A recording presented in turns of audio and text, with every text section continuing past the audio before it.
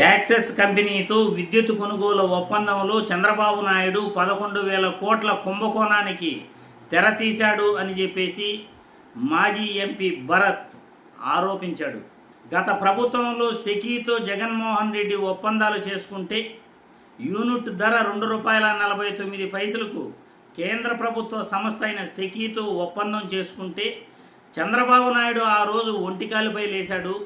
SECI కేంద్ర ప్రభుత్వ సంస్థని తెలిసినప్పటికీ వ్యవసాయదారులకు ఉచిత విద్యుత్ 9 గంటలు ఇవ్వడానికి ఆ రోజు జగన్మోహన్ రెడ్డి 30 సంవత్సరాలకు సెకీతో ఒప్పందం చేసుకుంటూ దాదాపు కూడా 1,00,000 కోట్లు రాష్ట్ర ప్రభుత్వానికి ఆదా చేసే ఉద్దేశంతో ఆయన ₹2.49 ఒక యూనిట్ ధరతో ఒప్పందం చేసుకుంటే జగన్మోహన్ రెడ్డి కుంభకోణాలు చేశాడు, ఆదానితో కుమ్మక్కయ్యాడు, లంచాలు తీసుకున్నాడు అంటూ జగన్మోహన్ రెడ్డిపై వైసీపీ ప్రభుత్వంపై ఒంటికాలతో లేచిన చంద్రబాబు నాయుడు ఈరోజు యాక్సెస్తో ₹4.60 విద్యుత్ కొనుగోలు ఒప్పందం చేసుకుంటూ 25 సంవత్సరాలకు ఈయన ఒప్పందం చేసుకుంటూ 11,000 కోట్ల కుంభకోణానికి చంద్రబాబు నాయుడు ఒప్పందాలు చేసుకున్నాడు. ఇక్కడ 11,000 కోట్ల స్కామ్ జరిగింది అని మాజీ ఎంపీ భరత్ సంచలనమైన వ్యాఖ్యలు చేయటం జరిగింది.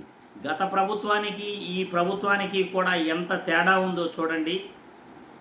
గత ప్రభుత్వం రైతుల కోసం 9 గంటలు ఉచిత విద్యుత్ ఇచ్చేందుకు ₹2.49 కేంద్ర ప్రభుత్వ సంస్థ అయిన సెకీతో విద్యుత్ కొనుగోలు ఒప్పందం చేసుకుంటే ఈరోజు అదే విద్యుత్ కొనుగోలును ₹4.60 లెక్కన కొనుగోలు చేసేందుకు 25 సంవత్సరాలు చంద్రబాబు నాయుడు ఒప్పందం చేసుకున్నాడు. ఇందులో సిబిఐ విచారణ ఖచ్చితంగా చేపట్టాలి. 11,000 కోట్ల స్కామ్ జరుగుతూ ఉంది.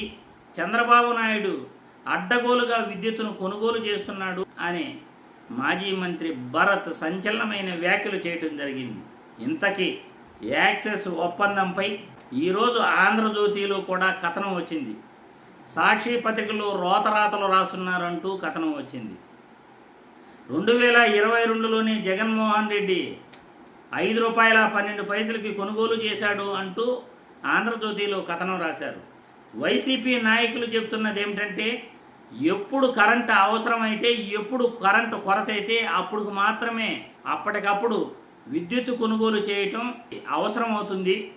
అవసరం లేకపోయినా ఎండాకాలంలో అవసరం అంటే వానాకాలంలోనే కరెంటు ₹5.12 ₹4.60 కొనుగోలు చేస్తాము అంటే అది రాష్ట్ర ప్రభుత్వానికి భారం అవుతుంది.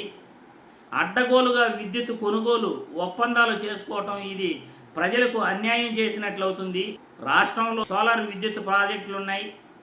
ఎప్పుడు కావాలంటే అప్పుడు కరెంటును బహిరంగ మార్కెట్లో మనం కొనుగోలు చేసుకోవచ్చు. అలాంటప్పుడు 25 సంవత్సరాలు ఒప్పందం చేసుకోవటం ఏంటి? అది కూడా 25 సంవత్సరాలకు ఒకే రేటు పెట్టి ₹4.60 రేటు పెట్టి ఒప్పందాలు చేసుకోవటం ఏంటి? ఇది స్కామ్ కాదా అని వైసీపీ నాయకులు ఆరోపిస్తుంటే 2022లోనే మీరు ఒప్పందం చేసుకున్నారు అని సాక్షి పత్రికలో రోతరాతలు రాస్తున్నారంటూ ఆంధ్రజ్యోతి కథనం రాయటం చాలా తప్పిది.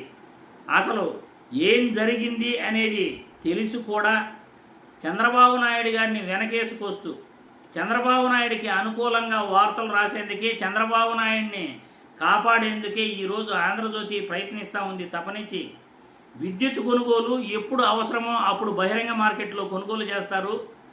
25 సంవత్సరాలకి ఎవరు ఒప్పందాలు చేసుకోరు. ఒకవేళ అలా ఒప్పందాలు చేసుకోవాల్సి వస్తే అది ఎప్పుడు చేసుకోవాలి, ఎందుకు చేసుకోవాలి, దానికి కారణం ఉండాలి. జగన్మోహన్ రెడ్డి రైతులకు ఉచితంగా కరెంట్ ఇచ్చేందుకు 9 గంటలు ఉచిత విద్యుత్ ఇచ్చేందుకు సోలార్ పవర్ ప్రాజెక్ట్ లిమిటెడ్తో అంటే కేంద్ర ప్రభుత్వ సంస్థ అయిన సెకీతో 25 ఏళ్ళు ఒప్పందం చేసుకుని యూనిట్ ధర ₹2.49 ఆయన కొనుగోలు చేస్తున్నట్లు ₹1,00,000 రాష్ట్ర ప్రభుత్వానికి ఆదాయం వచ్చేలా ఆ రోజు ఒప్పందం చేసుకున్నాడు. కానీ ఈరోజు మీరు చేసుకున్న ఒప్పందం ఎప్పుడో కొరత వస్తుందని ఈరోజే కంటిన్యూగా మేము 25 సంవత్సరాలకు ₹4.60 లెక్కన కొనుగోలు చేస్తాము అంటే అది ప్రజలపై భారం కాదా?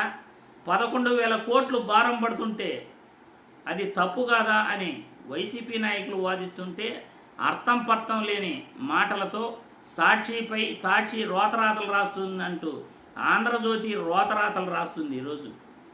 ఆంధ్రజ్యోతి యాజమాన్యం ముఖ్యంగా నిజానిజాలను ప్రజలకు తెలియజేయాలి. పెదరెడ్డి కుటుంబంపై బుగ్గా మఠం భూముల్లో ఆయన ఆరోపణలు చేసినప్పుడు అక్కడ ఏం జరిగిందో వాస్తవాలను మనం వీడియోలో కూడా పెట్టడం జరిగింది. అసలు గలాటానే జరగకపోతే ఆడ గలాటా జరిగింది అంటారు. ఆడ ఏ విధమైన దౌర్జన్యాలు జరగకపోయినా దౌర్జన్యం జరిగింది అంటారు. అమరావతి రాజధాని భూముల గురించి అక్కడ జరుగుతున్న అన్యాయాలపై ఒక వార్త రాయరు కానీ భూమన కరుణాకర్ రెడ్డి భూదందా చేశాడు అని రాస్తారు. ఇలా రోతరాతలు రాయటం ఆంధ్రజ్యోతి యాజమాన్యానికి తగదు అని ఈ మీడియా ద్వారా నేను తెలియజేస్తున్నాను.